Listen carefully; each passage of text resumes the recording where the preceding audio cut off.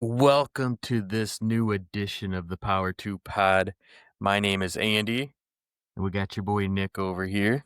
Yo, We are now in the midst of week 9 of college football. we're a little late to the party. We know. We apologize. We're a little late to the party, but we made it. Fashionably late. Better late than never. Exactly. And this week, I will admit, the SEC is way more interesting than the Substantially. Big Ten is in for like a sleepy Saturday. You got a couple rivalry games, but very regional. Like there's no like national showcase games this week. No, definitely not coming in this week. That's for sure. Yeah, like you have the UCLA Indiana game, which we fixed UCLA. We did. And to be as a UCLA fan also. Penn State for sure fixed UCLA, but now they're going against a real team in Indiana. Yeah, there's a real test coming here now. A storm is a coming. And then after that, I mean, you just have maybe one of the better trophy games, Minnesota and Iowa, where they have the big pig, the bronze pig. That's odd. I forgot about that. Okay, that will be fun to watch. Not the game itself, but the trophy. No, definitely not the game. Like that game is not going to be on the TV. Absolutely not. No, you'll be able to find it, but it's not going to be anywhere on local television. All right, it'll be in like the quad box, but it's going to be one of the games on mute. It will definitely be one of the games on mute. And then the only really other game of note in the Big Ten is going to be the Michigan State Paul Bunyan game at night. Well, they play for the big old axe, though. That's the fun one. Yeah. They get the Paul Bunyan. I mean, that's in my neck of the woods, even though I'm not a fan of either team. But it's cool to see the fans go back and forth around here. But in the grand scheme of things, it doesn't have any national draw this year. No, it's not like in the years of old where you had nothing to do at noon on a Saturday. Maybe I'll watch this. We got other stuff. We got other stuff to be watching now. Ease your way in. I don't know, SEC, this is the week where they start weeding out like who's an actual contender. Yeah, this is the pretender and contender week for sure. Like they have 1, 2, 3, 4 games basically where you're like, you lose, you might be out of the playoffs. Absolutely. With how strong that is with what they're doing over there in the SEC. 100%. Yeah, they kick off the big noon game. They got one in every time slot. Like the SEC is like masterclassing scheduling right now. But that's what the SEC does. The SEC gone SEC. Yeah, they're going to kick us off at noon with Ole Miss and Oklahoma. Number 8 Ole Miss, number 13 Oklahoma, both at 6-1. I get to wake up to that. Oh my God, that's awesome. Maybe a surprising line. Oklahoma -5.5. Well, now that's interesting. I wonder how much of that line is due to the Florida and Lane Kiffin noise. Potentially. Because look what happened to Matt Rule at Nebraska with the Penn State noise. Like it came out late Nick. It is a very similar situation there. But yeah, I can't believe Oklahoma's a 5.5 point favorite against Ole Miss with how Ole Miss has looked. That is just a crazy. What does Vegas know that we don't?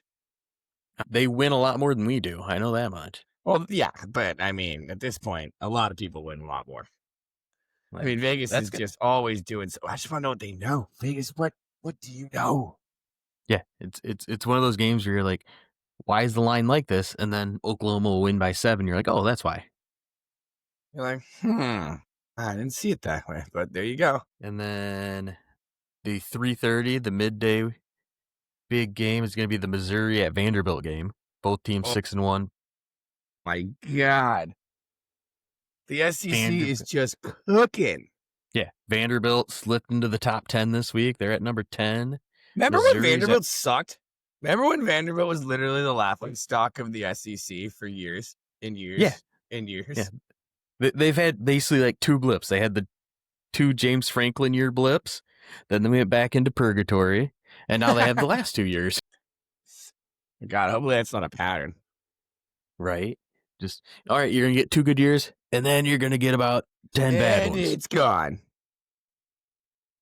I mean, Diego Pavia is fun to watch, man. I'm Quarterback going to for tell you Vanderbilt. right now, I want him to be a Las Vegas Raider so bad. He would be the perfect Raider. Yeah, he's got the moxie. He's got just the attitude and demeanor that you're looking like Baker Mayfield-ish, I feel like. Yeah, you know who he reminds me of, which I think is it just every time I look at him when he plays, he reminds me of the MMA fighter Nate Diaz. Like, just doesn't care, just goes out there, does his thing, has a good time. And you never know when he's just gonna slap you. Nope, just gonna pop you right in the mouth out of left field. You're not even gonna see it coming. And this will be a big game for Missouri. Like they just dropped one to Alabama. Bo Perbula, old Penn State quarterback, is the not winning a big game going to follow him around from Penn State? Penn State just cursed. Right. If you spent any time at Penn State, you're cursed no matter where you go. You are just, unfortunately, your life is over. But I mean, that's probably the best quarterback matchup in all of the country this week. Oh yeah, easily the best one. Just two dynamic quarterbacks that can get you with their feet, their arm, just have the dog in them, basically. Two total gunslingers, absolutely. And then the SEC will finish the night with undefeated number 3 ranked Texas A&M visiting number 20 LSU. Death Valley at night. LSU coming off that loss too, right? Yeah. LSU's 5-2 now. They're on the brink, like they have to win out. Yeah, but it's Brian Kelly. So at the end of the day, I mean, he's the rich man's version of James Franklin. Right? He's made the playoff a couple times where Franklin's only made it once. But yeah, he came from Notre Dame, he's always getting the high money jobs, but always just coming up a little bit short. Yeah, like this. I mean, this could be Brian Kelly's final game at LSU with all the crazy coaching carousel stuff already starting. Would you want Brian Kelly at Penn State? No. God, no. That's like, remember how we said Matt Rule is the poor man's James Franklin? Yeah. Brian Kelly is the rich man's James Franklin. I think Penn State's trying to get away from James Franklin. Nope. Not what I'm seeing here. So yeah, I mean that's going to be. Let's see, what's the line on that? They got Texas A&M 2.5-point favorites on the road. How are they a 2.5-point favorite and Oklahoma's a 5-point favorite? All I can think of is it's LSU at night. And weird things happen at LSU. That is at true. Night. That stadium gets loud. Yeah, it's one of the loudest in the country if it's a night game. They've done the seismograph. They've caused earthquakes there. Yeah. So that'll be an interesting one to see as well. That's just, I mean, that's going to be pure electricity. Yeah, like it's an SEC weekend for sure. Oh, this will be a fun little couple games here. It'll be very interesting. Yeah, like I mean, if you look over in the Big 12, they got two big ones with their two ranked teams. Number 11 undefeated BYU is going to Iowa State, who's 5-2. Iowa State favored. Really? Yep, 2.5. BYU can't catch a break. Vegas is cooking this week. They are up to some things, that's for sure. It's up to something season for all I'm concerned. Vegas is going to cook this week. Somebody's going to get cooked. It's either Vegas is going to be paying out a ton or people are going to be going, what did they know? BYU's weird. They did the same thing last year and then lost their last 3 or 4 games. That is true. And they always start hot. BYU always starts hot.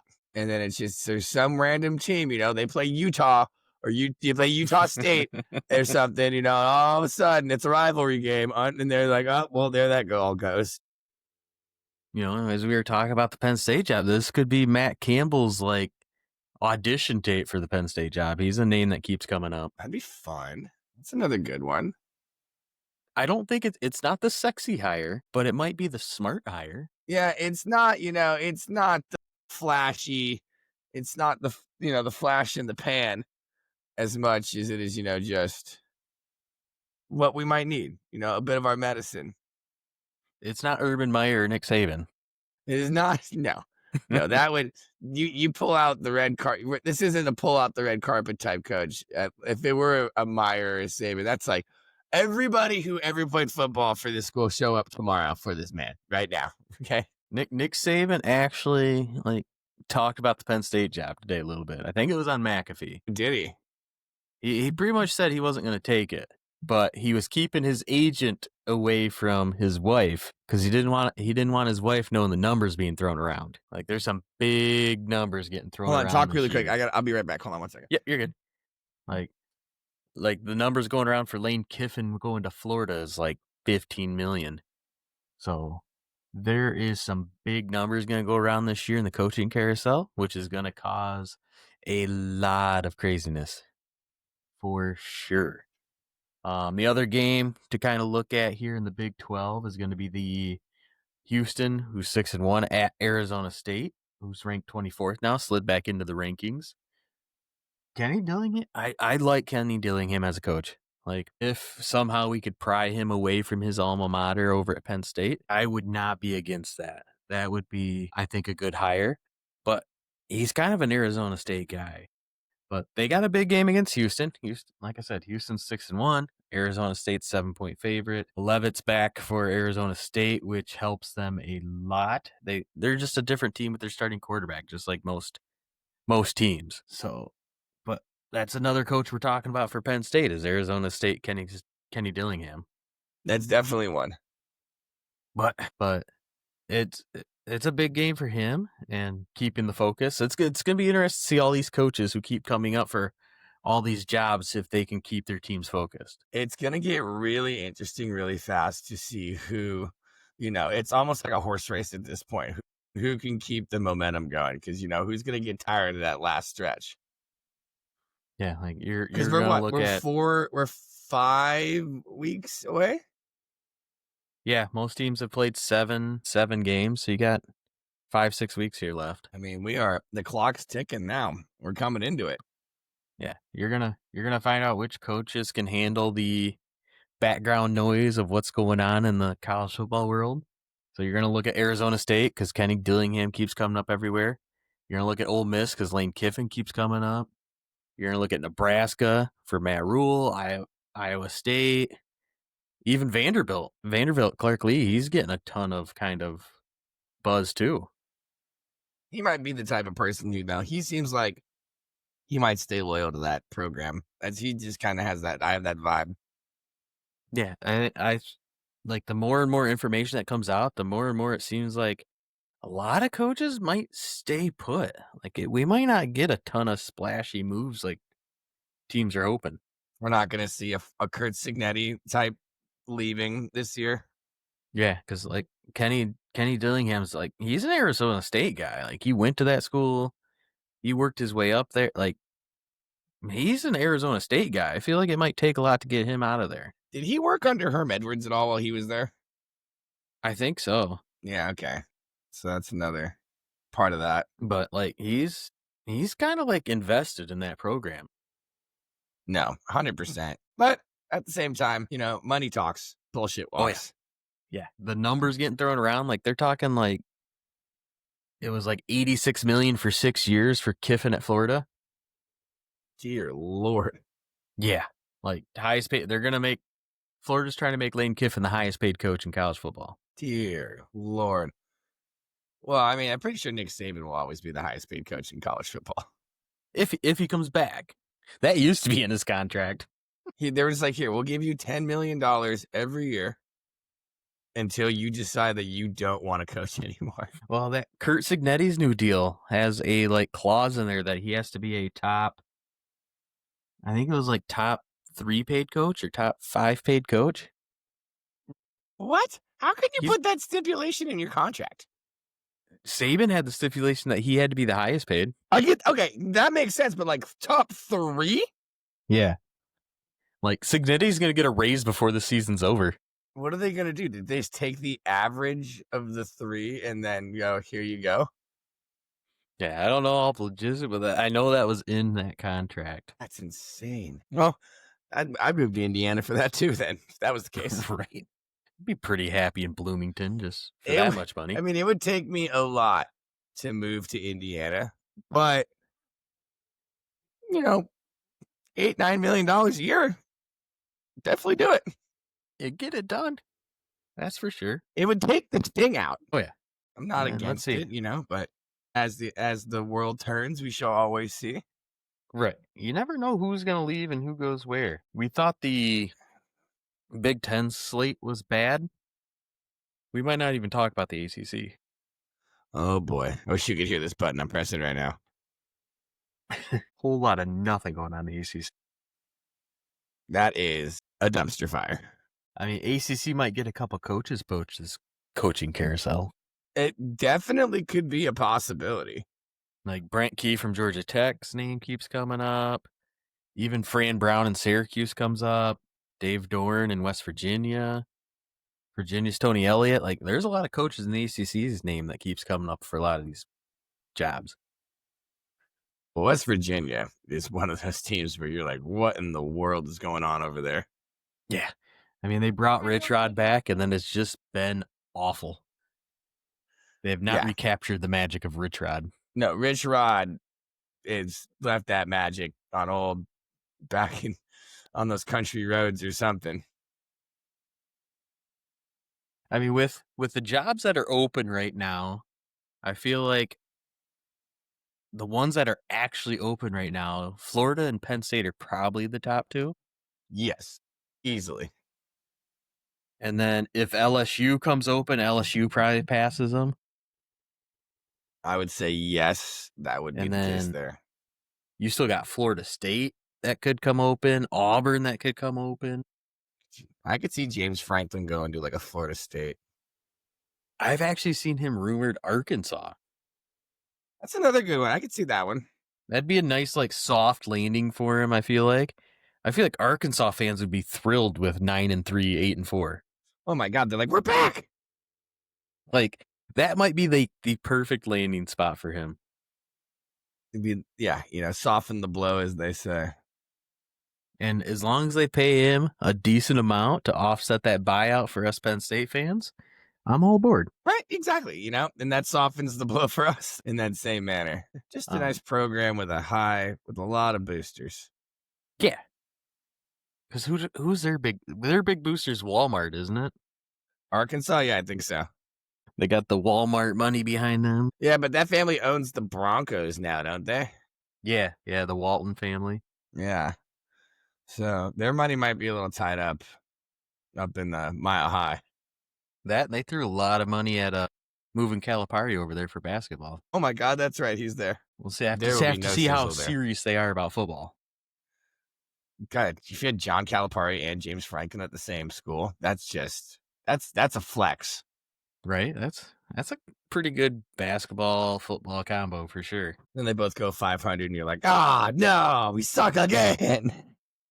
This is exactly what we didn't think we were signing up for, but exactly what we signed up for. This is exactly what we were trying to avoid. Yet here we are. Aw, snap. You got some ACC Friday night action that's been pretty interesting this season. Last week, Miami got upset by Louisville on a Friday night. You got Cal and Virginia Tech playing right now. Cal and Virginia Tech going at it. Oh, yeah. I saw a little bit of that game earlier.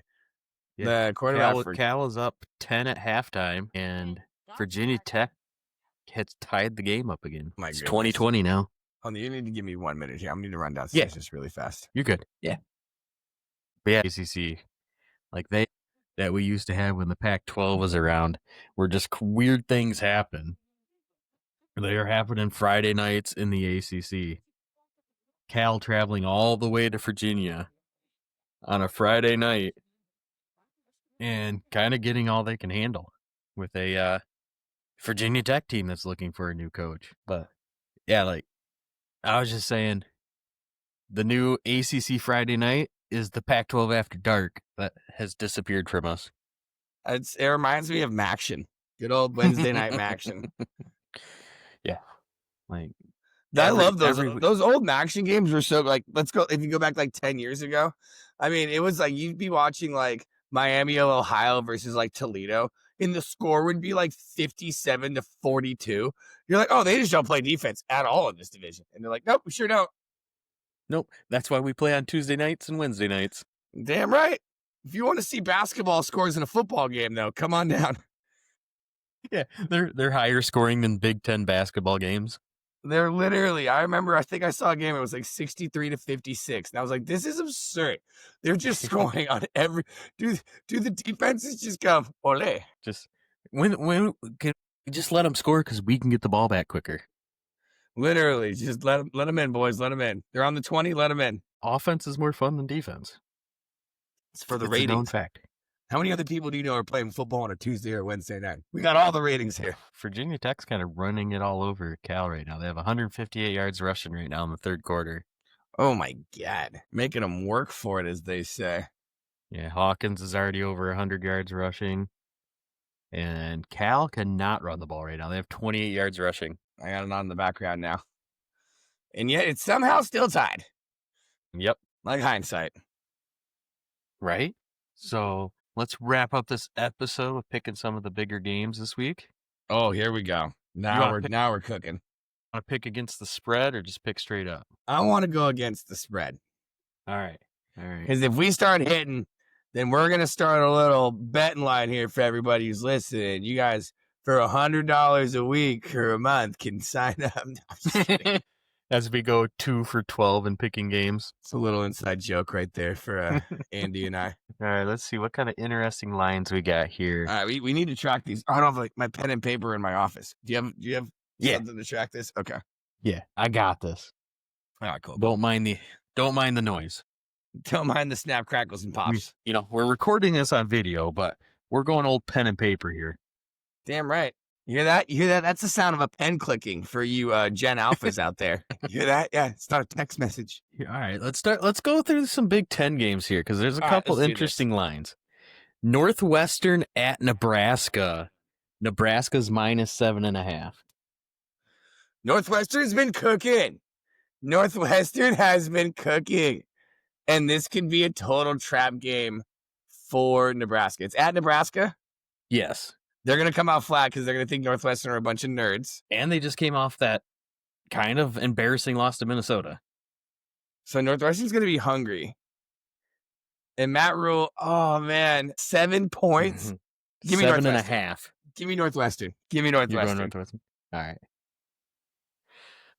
Let's see. I'm with you on this one. I think Northwestern does it. I think last week, Nebraska and Matt Rule kind of like confirmed they can't handle all the extra noise coming in from him going to Penn State. I think we see like the Nebraska free fall here, and then he ends up staying at Nebraska next year. Hopefully. Fingers crossed. Fingers crossed. All right. Well, let's pick a big spread just because the game's going to be interesting. Yes. UCLA. These are my favorite. UCLA, Indiana. Oh, wait a minute. No, I don't like this at all. 20. Oh, give me the over. Give me UCLA all day. All day. Give me UCLA. You're taking UCLA plus 26.5. Yeah, give me the gold and blue through and through. God, that's a lot of points, and UCLA's cooking on 3-game win streak. That is an insane amount of points for a Big Ten matchup. You know what? I'm going with the Fighting Sigs. No way. Oh, I can't wait to rub this. I can't wait to rub this in your face on Tuesday. I think that like glass slipper finally falls off of the blonde wonder over there. That's been I'm going to show plays. you my blonde wonder in a second if you keep on bringing this up like that. And then let's finish the Big Ten with the 2 trophy games. Okay, let's go to the Floyd of Rosedale with Minnesota, Iowa. Iowa's 9.5 point favorite. I'll take Iowa there. I will take Iowa on that one. I think Minnesota is just going to lay an egg. Yeah, because they're coming off a big game against Nebraska that they won last week that nobody thought they were going to. In Iowa. In Iowa's, no, you mean in Nebraska. You said Iowa. It's in Nebraska. It's at Iowa though, right? Yeah, it's in Iowa. I think Iowa just runs them into the ground. Just good old fashioned smash mouth football. The only thing that worries me about Iowa is they had a couple podcasts saying last week's win against Penn State was their biggest in 5 years. Oh yeah, that's right. And Penn State's no good. I think they meant by probably the quality of the franchise, like as a whole. I think I might go Minnesota Finally, we're going against each other. because I think the game could be like 17-10, and I'm getting Okay. the 9.5 points. I think it's going to be more of like a 27-9 type situation. Where Minnesota just doesn't get in the end zone at all. They just kicking. All right, we'll finish the Big Ten with Michigan versus 14.5 points for Michigan. 14 is a lot, but Michigan State has done literally nothing this year. No, we thought UCLA cooked against Penn State. They put on a 5-course meal against Michigan State. Man, I don't think This is one of the more like heated rivalries. I don't think we can Sparty on though. I just don't think we can Sparty on this time. I'm pretty sure that we just gotta accept that Michigan is good right now and Michigan State is not. Yeah, I think I'm gonna. You know that on these games, if it gets out of hand, they let it get out of hand. They don't just they don't let their foot off the brake or off the gas. If anything, they're trying to push it through the floorboard. Right, it was like 49-0 a couple years ago. Yes, I'm gonna go with the Wolverines. Give me Big Blue. I'm going Wolverines too. Like I think this is it's just one of those heated rivalries, and Michigan's just better. That was a clean hit. Wow, they threw a flag because of that. Sorry, I'm watching the Cal game right now, Virginia Tech, and they just unreal. On this, let the kids play. So now we got SEC, Ole Miss 6-1 at Oklahoma 6. I'm taking Ole Miss to win this game. You don't even need the points. No, I'm taking Ole Miss outright. The only thing that worries me is the outside noise about the Florida. But I feel like Ole Miss, their offense is so much better than Oklahoma's right now.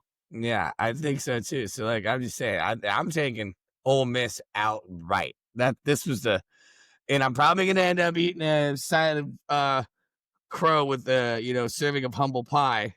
But I like Ole Miss. I like them. I'm gonna keep with my distractions as the indicator who I'm going with. I'm gonna go Oklahoma. All right. Because Ole Miss just has all that noise of Lane leaving. Okay. I love it. But if they beat Oklahoma by 40, then, he's like, maybe I should stick around. Right? I am signed for 3 more years here. Probably the biggest game of the week. Missouri, number 15, 6-1. At number 10, Vanderbilt, 6-1. Vandy's got a 3-point favorite. I like Vandy. I love what they're doing. They're riding the wave. I'm riding it with them. I'm riding the wave with Vanderbilt right now. So give me old Vandy. I think Vandy is the right pick here, but I need something to root for as a Penn State fan. And I can root for Bo. I can root for Bo and their coach to do good. And then Drinkwitz comes to Penn State and brings Bo back for the Hollywood ending of his career. So I'm rooting for personal interest here instead of rooting with my brain. I'm rooting with my heart on this one. It's going right here. I got a soft spot for Bo right here.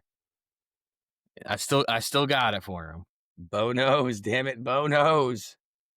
All right, and then let's see. The last SEC game we'll do is Texas A&M, who's number 3 and undefeated, at LSU, who's 5-2 and ranked 20th.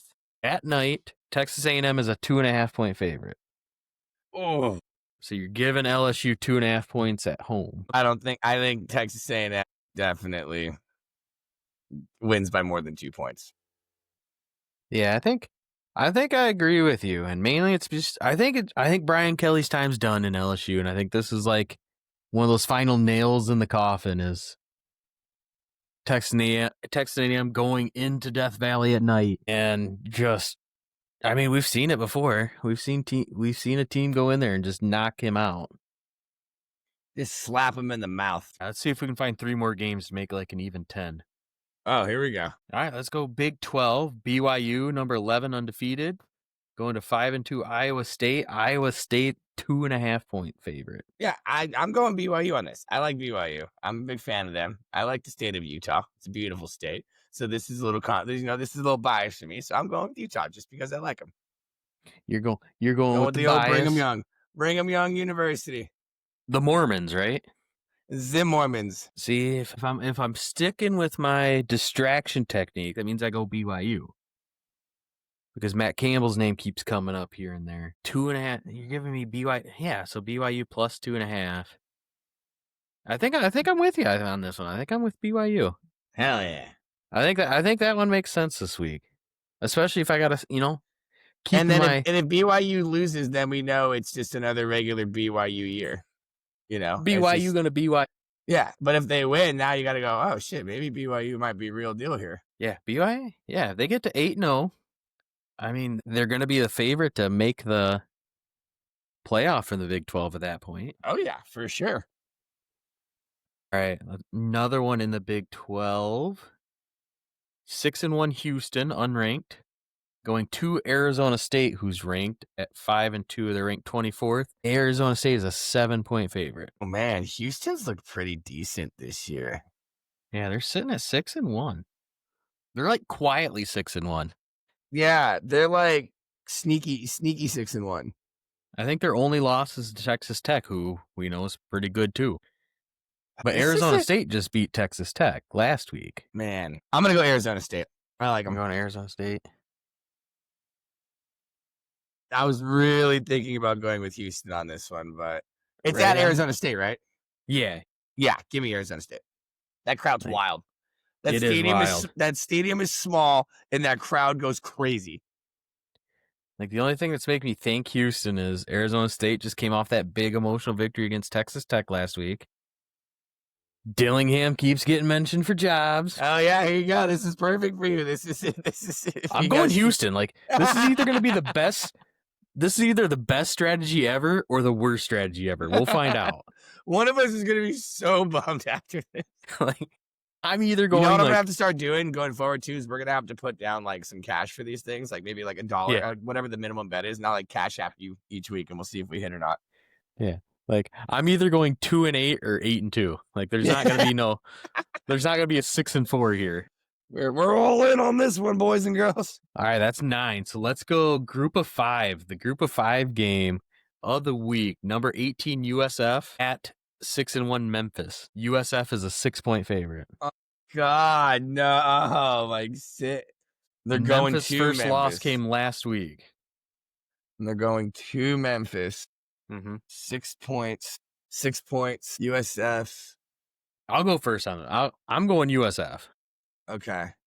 I think, if anything, you're going to take the over in this game because USF loves to score points. But I'm going USF to cover the 6. Yeah, give me USF. Yeah, I was just trying to think who has Memphis played, and I was like, exactly. They haven't played anybody.